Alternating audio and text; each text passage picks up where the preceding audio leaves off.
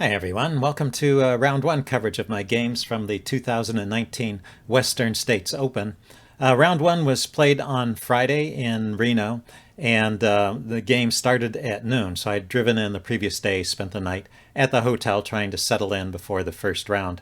I was playing in the A section and my rating was 1801, and my opponent's rating was 1902, and that's what you expect in the first round of a sectional tournament like this. You expect to be paired up when you're at the bottom end of that section. Class A is 1800 to 2000. So, and there were a few other players that were playing up from Class B into Class A, but I was in the bottom quarter of the cross table. These games were quite long. The time control is 2 hours for the first 40 moves and then an hour to finish the game. So the games can last 6 hours or even longer with the delay. You do get a 5-second delay. So anyway, it's an interesting tournament and well organized. So I'm facing an opponent here that's stronger than me, but I have the white pieces. I start off with e4, and he goes with d6. So I go d4, and he goes knight f6. So I'm expecting that he's playing the Pirc defense. And I used to play with knight or bishop to d3 there to defend the pawn, not committing the knight. But after bishop d3, black can play e5 right away and go for a kind of Philidor setup, and this bishop is not particularly well placed there. So I've changed my move order, and I play knight c3 on this move. And now if black wanted to continue with the Pirc, he would continue with g6. And he does play g6 later in the game, so it's kind of similar to a Pirc. But he plays the move knight c6 here, and I looked this up on Wikipedia. This is known as the Czech defense, and it often does transpose into the Pirc and has a lot of the same ideas, but it's a little bit different. It's its own line. And I played f4 here, which is going for the Austrian attack against the Pirc, and it seems to work okay here. Although the main line here is to play knight to f3. It's also a main line against the Pirc. And then after bishop g4 to play bishop to e3. And then black goes with e6. So I just wanted to show this this Czech defense setup. I mean, it's a very modest setup from black. You won't see too many grandmasters playing this way. But I think actually it's one of those types of openings that you can get away with at the class level. Black's very solid here. His position may be a bit cramped. He's probably going to trade this bishop off for the knight. But what black is doing is he's kind of inviting white to overextend here and hope to counterattack and take advantage of white's overplays. So it's a reasonable strategy at this level. Anyway, I didn't go with the main line. I went with f4, not really knowing what I was playing against exactly, but it's kind of like a Pirc, so I played something like the Austrian attack. And he continues to play very modestly with the a6. I go knight f3. I just wanted to mention the chess engine already gives white a pretty big edge here. And for many of the next moves, it would push one of these pawns forward. I thought I would just show one sample line here. The chess engine would push on with d5 at this point, drive the knight back. It could go to a7 or to b8. It slightly preferred a7. Apparently, going to b4 is not good, probably because it gets kicked again and gets into trouble. So that's why d5 is well timed right here. And then it would even push on with e5 and just try to claim the whole center of the board. It's pretty tough to play this way as someone who's not familiar with that position and someone who's not a computer. It may look good, but my experience in playing these kind of positions is your overextended center gets cut to ribbons later. So, I'm happy with the way I played. This keeps an advantage. Just normal development. He goes g6. I go bishop d3. He goes bishop to g4. As we saw in the other line, this seems to be an idea here that he's going to be trading that bishop for the knight here. Seems to be an idea with this defensive setup. Let's see, he goes bishop g7 here. We both castle. Sorry about that. He castled. And then I played the move bishop to c4. So I was just trying to set up some tactic here. It doesn't actually work. I don't know. It might have worked before he was castled. You can imagine if he hadn't castled, so his king was here and my bishop were here, I could sack the bishop here and play knight here check.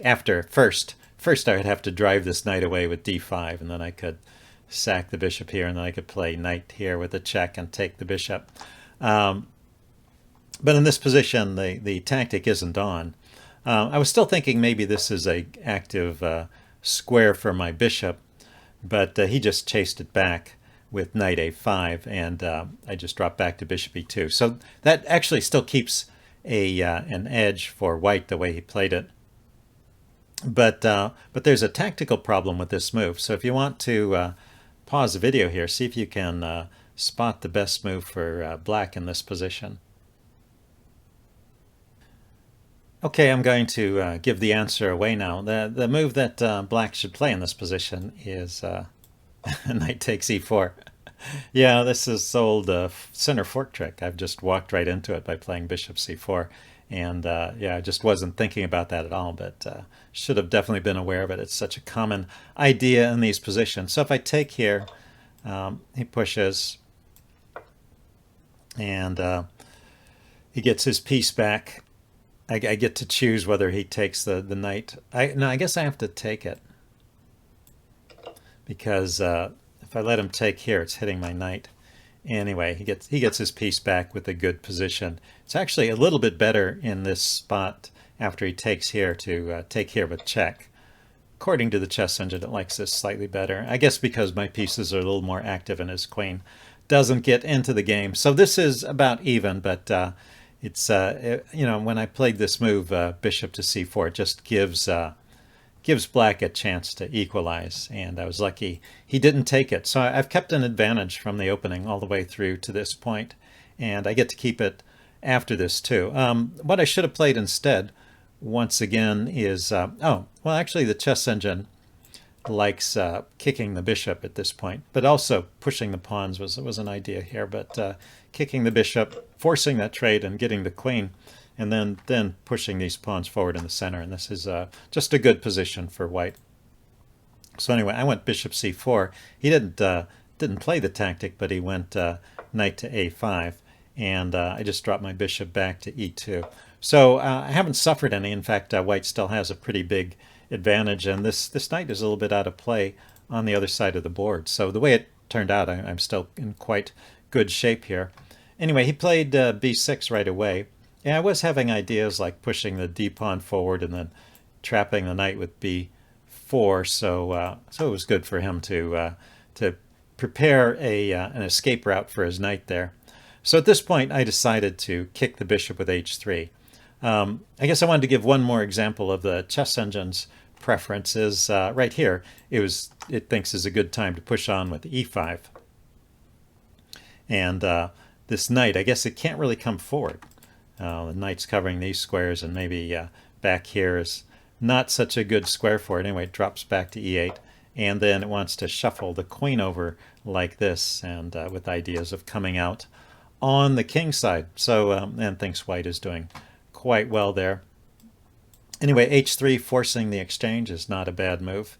And, I could take with the bishop. That's a good diagonal for the bishop, but I also had some thoughts about using the rook over here on the king side for the attack. And in fact, that's one of the top choices here. So taking with the rook is not a bad move. And now we see this e6 move. So this we also saw when I was showing you the main line of the Czech defense, putting the pawns on d6 and e6, just setting up that solid but very modest center. Let's see, I went queen d2 here. He went knight b7. And I decided at this point to push on with f5. So at some point you do have to break in the center to try and make progress. And this is the point that I chose. I think it's okay. It's still keeping that advantage. The chess engine actually would play this differently. It would drop the rook back at this point. Even though it liked rook f3, it changes its mind, maybe because the knight is gone here. And after some move like well, maybe black plays b5. There are a bunch of moves black can play here. One of them was actually, I'm sorry, not c5, but b5. One of the moves being suggested was actually just c6 to block the diagonal. But after a move like b5 to maybe harass my knight and expand on the queen side, bishop f3, it likes this move, putting the bishop on a good diagonal and kind of provoking d5 and then pushing on with e5. So that's how the chess engine would kind of resolve the tension in the center and then just go for the king side attack here. So that looks pretty good too. But I still like this f5 move. It's a nice way to open up some lines. And then here, black makes a mistake, I think. Up till this point, I would say black is worse just because of the less space in this line, but he hasn't played anything out of the ordinary. Well, he missed one opportunity, so that was a mistake. He missed one opportunity to grab the e-pawn. But other than that, I don't think black has made any mistakes. He's just been playing this quiet opening setup, but this next move seems to be an actual mistake. So the chess engine would go here, go e takes f5, and after e takes f5, it would push on with d5, with the idea that, I think maybe black was concerned about this pin. But now if I pin, black can unpin with queen d6. So that is how the chess engine solves black's problems here. And although white is still better, it thinks this is playable for black. Let's say I could take here and get some pressure on the f file, but this knight is now free to move, and maybe it can even hop in here if black has time to get a rook to the e file. Anyway, let's see. After f5, he played queen to d7, unpinning the knight. I think that was the main idea. So if I come in with bishop g5 now, the knight is free to move away. But I get too much play on the open diagonal, on the open lines here. So I take. Let's see. He took back, and then I doubled. And now he made a second mistake. He played this move kind of quickly and then left. So I think maybe he was had to go somewhere, and so maybe didn't fully consider what was going on here. But it's kind of an obvious threat to take that knight, and he just ignored it and played d5. So yeah, it's a bit unusual actually at this level to see that kind of mistake, because it's not like the other mistake where maybe it's a little bit of calculation. This is like just a simple direct threat, and hard to overlook. In fact, even before playing this move, rook af1, I was thinking, is that really the best move? Because it's such a direct move. He's obviously going to deal with it. Is there some way I could set that up and make it more subtle? But there wasn't that I could see. So I just played it, and it's a decent move. And this is good for white. Like I said, his move queen d7 wasn't the best here. And now the knight has to go back to h7. It's also, we talked about this after the game. He said that's where he would have played, but that's also the chess engine recommendation here. And then the chess engine would just push on with h4. It thinks white is basically winning here. Maybe d5 to close things off, but just pushing on with h5. So, black doesn't really want to take here. That would actually just bring my knight in. Yeah, he's in a bit of trouble here. And I have just a really strong attack brewing. Should be winning. I don't know if I would have played that way. I might have played something like bishop h6 in this position after he dropped his rook back. And this is also good for white, although not necessarily a clear win. Then push on with e5 and find some other way to bring my knight over to the king side. I mean, it just looks like this is going to be very difficult for black to organize a defense here. So I think almost any line here is going to be trouble for black. But the move he played just kind of ignores my threat to his rook. I mean, threat to his knight. So I took. And he kind of surprised me here. I was expecting bishop takes, rook takes, then taking here. I take back. And what is this? He has two rooks and a knight, and I have one rook. and 3 minor pieces. So basically, let's say the knights and the rooks. Yeah, so basically I have 2 bishops for a rook. But I also have a pretty strong attack against his king with these active pieces. So yeah, he said he didn't like this position. He thought about this and chose to play instead d takes e4, just giving up a whole piece. But he doesn't fall victim to an attack so quickly. Although knight takes e4, this is a nice move. I don't have to retreat my rook right away, because if he takes, I'll take back with a check. Well, the other point I wanted to make is that in this position, he has a choice between taking the rook and being down a rook for 2 minor pieces, or taking here and being down an entire piece. The chess engine rates those 2 options as about equal, so his instincts were not wrong, actually. This maybe was as good a chance as any for him. Okay, so I took, and he went queen d5. Maybe that's what he saw, is that he can get some activity against my knight, and now I have to be careful. He's kind of threatening my rook and threatening my knight, but I can drop the rook back and defend the knight, so I'm still okay there. And then he played queen takes a2, so maybe not the best, but it's hard to suggest a move for black there. And maybe I should just continue on the attack, but I thought it'd be a little bit annoying that if he comes through it, mops up these pawns here. So I played b3, and it also blocks his queen's direct route back. So it's not a bad move. Just keeps that winning advantage for me. I played b3 there. He went f5, kicking my knight away.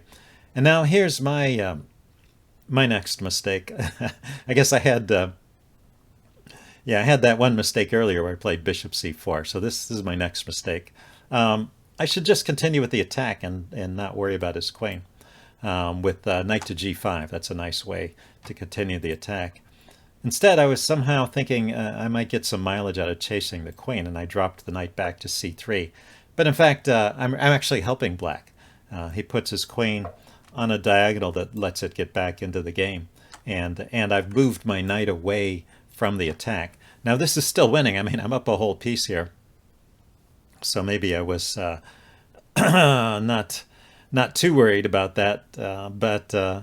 But it's giving back the advantage bit by bit. I'm giving back the advantage. Let's see. So he went queen a3. I went rook h4. This is a good move. Now I've changed gears again and back to continuing with the attack. But he brings his queen back. I saw he could do that, but I saw that I had this move bishop to g5. And he can block with his bishop. He does. Takes. Queen takes. And then I played queen h6, thinking that it was game over. I thought really he didn't have a move here. But he played a move I thought he couldn't play. He played rook to f7. And I'll show you, it just kind of illustrates my thinking was going wrong a little bit here. I was thinking after rook f7, I would just play queen to h8, checkmate, right? His king has no escape there. So that's a checkmate, except that the queen here guards the h8 square. So here I had to rethink, and also to recognize that I wasn't maybe thinking too clearly. Sometimes I get overexcited during a game and start missing things, and that was the first symptom of it. Let's see. So I played rook g4 here. This is actually kind of a tricky move, but I think it's good. I mean, I'm threatening just to take here with check and win the queen. And if he takes my rook, then I'll take his queen. He can take back, and it's like it's a queen for 2 rooks. I've given up both my rooks for the queen. But I also have this move knight e4, which is going to chase his rook away. I'm going to be coming in here and taking these pawns, and yeah, his position just falls apart. So that is pretty much game over. He played the best move here. He played rook to g7, just defending against my threat. And I could not see the right continuation here. And I said, well, instead of continuing attacking moves that may backfire on me, maybe I should just pull back and reorganize. And I dropped my queen back to e3. he still can't take the rook. Now it's just a straight pin, and I would just lose the queen for a rook, so that's no good at all. But there was a better move here, and so I once again, with the theme of continuing the attack, you want to see if you can spot the move here. Okay, pause the video here if you want some time to think about it. I'm going to give the answer away now. The move is knight to e4. Yeah, that pin is still on, and why retreat my queen when I can bring some more pieces in with force, and the knight can hop into this square, which will stop him from trying to chase my queen away. And it's just looking like a good position for me. The knight from here is also threatening perhaps to come through on e6. So anyway, that would have been the best move there. Instead, I retreated the queen to e3. This is still winning, as I mentioned.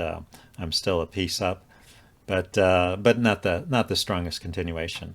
Okay, so he went knight d6 here. These moves, whenever you play a retreating move like that, it gives your opponent a chance to organize his defenses here. He's starting to bring his pieces over. Let's see. I got this rook out of trouble. I was thinking I didn't want to rely on that pin forever. I was thinking also maybe I could even get away with something like pushing the g-pawn forward here and just trying to bust up these pawns in front of his king. Although he didn't give me time for that. He pushed the g-pawn first. So I think this part of the game he's starting to show some of the qualities that make him a strong player. Also, yeah, it was an interesting decision not to just take back on f6, but to take on d5 instead too. Anyway, I dropped my rook back, pushed on with f4. I realized I didn't have to move my queen right away, so I thought I'll take this opportunity to activate another one of my pieces, get this to a good square, and I'm looking at this weakness on e6. And of course, if he takes here, I'll take the queen, so it's just a trade. But this pawn is lost. It's not going anywhere because my bishop and my knight are stopping it, and I'm a piece up in this better endgame. So he's not going to take my queen there. Instead, he played rook to e8, getting his last remaining piece into the game. Let's see. I play queen d3 here. I'm trying to come in on the light square somehow. He defended against the threat to e6, so the queen wasn't doing so much there. And I'm also thinking of bringing my knight into the game. Let's see, he played rook ge7, looking to bring that forward. And I went g3 here. So I thought this was interesting, trying to, once again, take advantage of the pin and weaken the pawns here. He did a little diversionary tactic here with c5. I don't think this changes the situation much, but it did. It caused me to think for a little while, but just taking there seems fine. And then I hopped in with knight e4. So here, a better move would have been to go ahead and take on f4. Yeah, I don't know why I didn't play this. I saw that opportunity to trade off the knight, and I went for it. But I had set up this this attack with g3 to try and undermine these pawns. This would have been a good opportunity to do that. Let's see, he could continue with queen d4.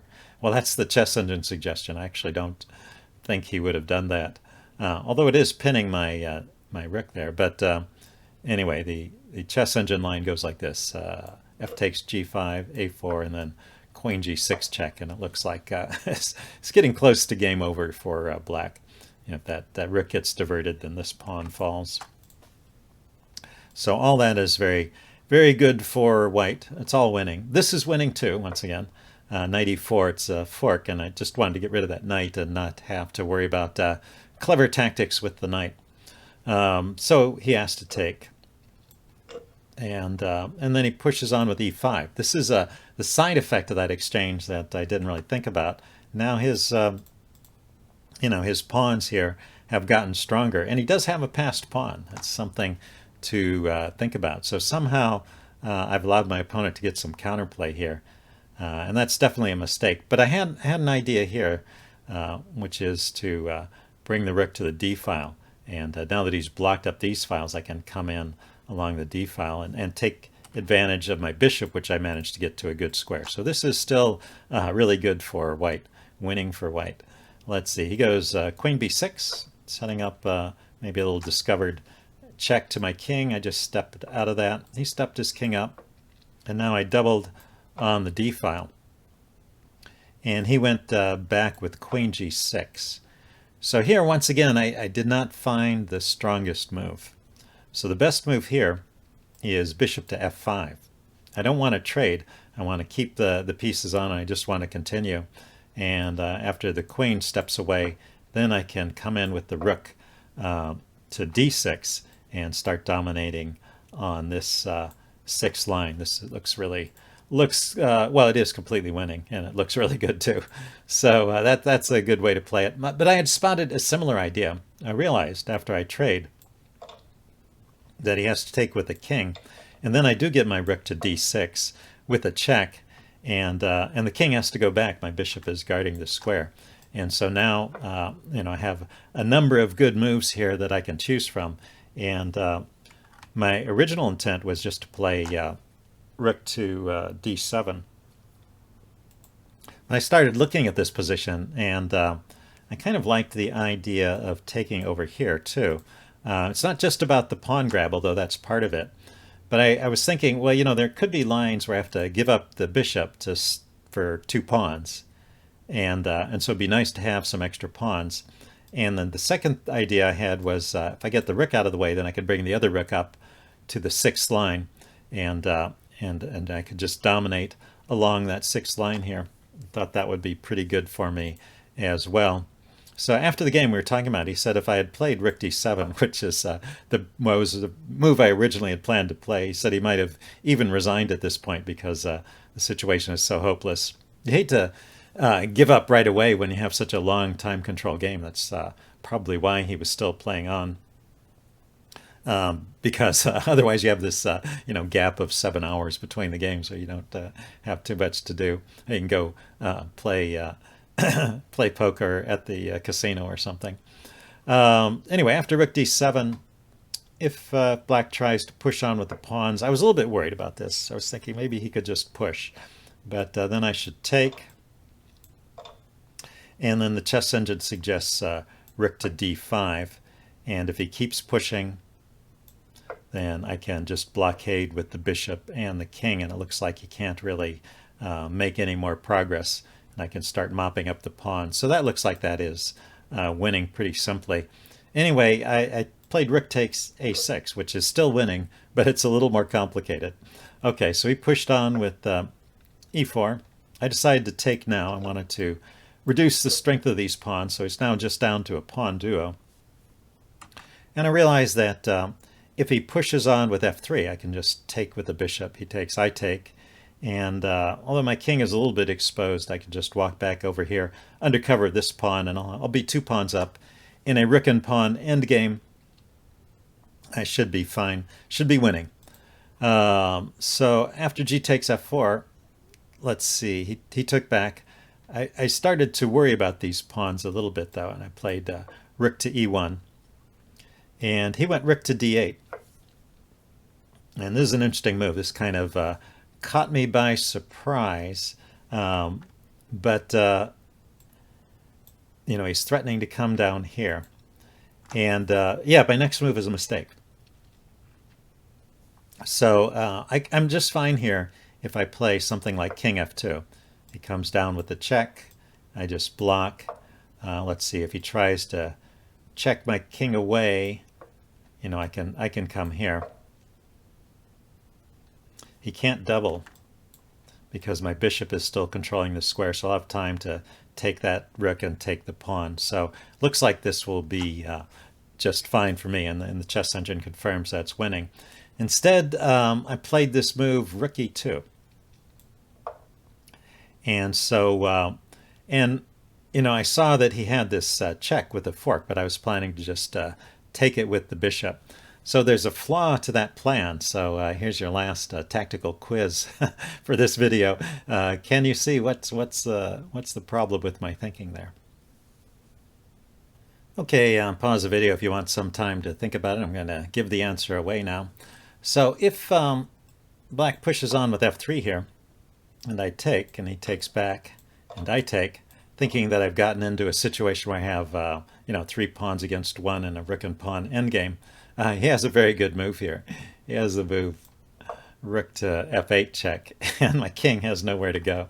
The rooks cover both of these files. I mean, it has nowhere to go that defends the rook. So when I step away, that the rook gets taken, and I'm just lost. So winning to losing in one easy move there with the rook e2 check. I mean, with rook e2 to defend against that check. So anyway, in the game, I played rook e2, and he played f3 check. And actually, there is a move here. If I hadn't just continued with my routine or previously calculated sequence, king f2 or even king f1 leads to an even position. So this is still, well, at least a draw, I guess. He could play, he can take the rook. He might take back. And what it is I have a pawn and a bishop for a rook. And his pawns are a little bit weak. So I could probably draw this position. So that would be kind of my last chance to hold a draw in this game. Instead I took, and he took back, and then he offered a draw. So that's kind of a funny sequence. But, I sat and thought about this for a long time. I thought, well, maybe I missed something here. Is there any way I could hold this position? But in fact, there's nothing here. I'm completely lost. He just offered a draw. So after thinking about it for a while, I accepted the draw.